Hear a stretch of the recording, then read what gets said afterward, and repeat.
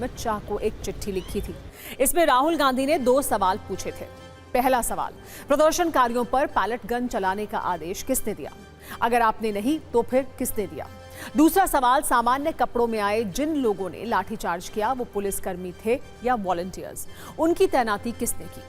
राहुल गांधी ने यह भी कहा कि छात्रों से बात करने की बजाय सिक्योरिटी फोर्स ने उन्हें पीटा, आंसू गैस के गोले छोड़े, सैकड़ों लोग गंभीर रूप से घायल हुए। दिल्ली में सुरक्षा बलों पर पैलेट गन चलाने के आरोप लगे तो बिहार के सीवान जिले में 25 जुलाई को बिहार बंद के दौरान छात्रों पर AK-47 राइफल का इस्तेमाल करने का भी आरोप लगा। एक पुलिसकर्मी का वीडियो भी वायरल हुआ, जिसके बाद बिहार सरकार ने इस पुलिसकर्मी को निलंबित कर दिया है। इस पूरे मामले को लेकर कार्रवाई के बाद अब बिहार से दिल्ली तक विपक्ष भड़का हुआ है। लोकसभा में नेता प्रतिपक्ष राहुल गांधी ने AK-47 राइफल के इस्तेमाल पर भी हमला किया। उन्होंने सोशल मीडिया पर लिखा कि बिहार में प्रदर्शन कर रहे छात्रों पर AK-47 से गोलियां चलाई गई हैं और सैकड़ों छात्रों को गिरफ्तार करके उन पर FIR की जा रही है। मोदी जी, कहां गया आपका वादा कि छात्रों पर कोई FIR नहीं की जाएगी और उन्हें रिहा कर दिया जाएगा? उल्टा उन पर घातक हमले और बर्बरता की जा रही है। राहुल गांधी के इन्हीं आरोपों पर विपक्ष बहस चाहता है, लेकिन सत्ता पक्ष चाहता है कि पहले पेपर लीक पर जो नया कानून बनना है उस पर चर्चा हो, और विपक्ष छात्रों की पिटाई पर बहस चाहता है।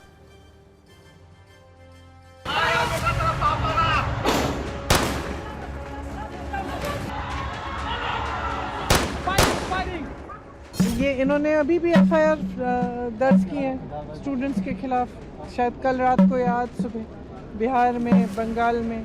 तो ये अपनी आदतों से बाज तो आए नहीं है। Pellet guns, AK-47 are these terrorist? What is wrong with this? मुकदमे नहीं लिखे जाएंगे, मुकदमे तो लिखे जा रहे हैं। बिहार में देखिए कितने बच्चों को जेल भेज दिया गया। बिहार में AK-47 और हाँ, AK-47 एक की जान चली गई सुनने में आ रहा है।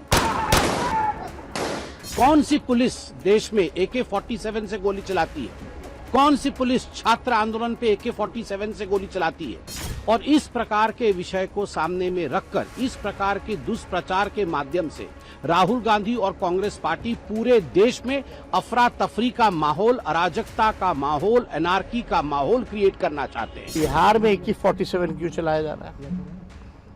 और जब AK-47 जब चलाया गया तो वो वीडियो देखिए, सीधे एंगल जो है AK-47 का अपराधियों पर नहीं चल रहा, नौजवान छात्रों के सीने पर चल रहा है। तो भाजपा के लोगों का जो वचन था, उन वचन पे ये लोग कायम नहीं हुए। नरेंद्र मोदी अपने जुबान के पक्के नहीं हैं, ये बात साबित हो गया है। DM के घर पर पत्थरबाजी हो, कहीं नहीं ऐसा हुआ था।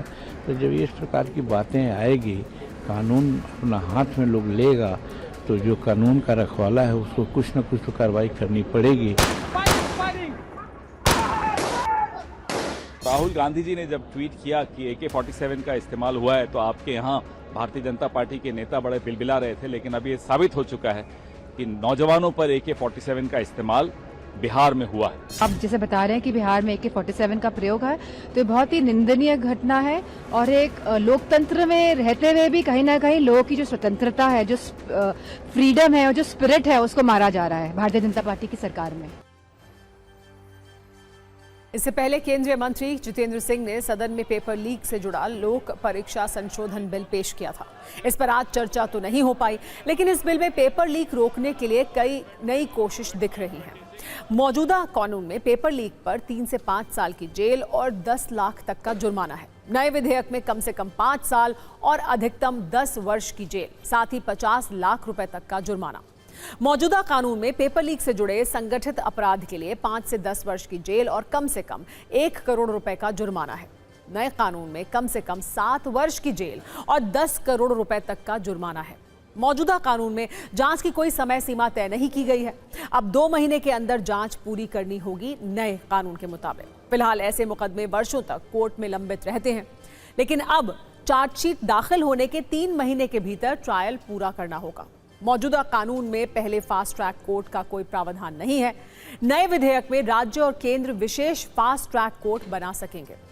मौजूदा कानून में अपराधियों की संपत्ति कुर्क करने का प्रावधान नहीं है, अब संपत्ति की कुर्की का प्रावधान भी है।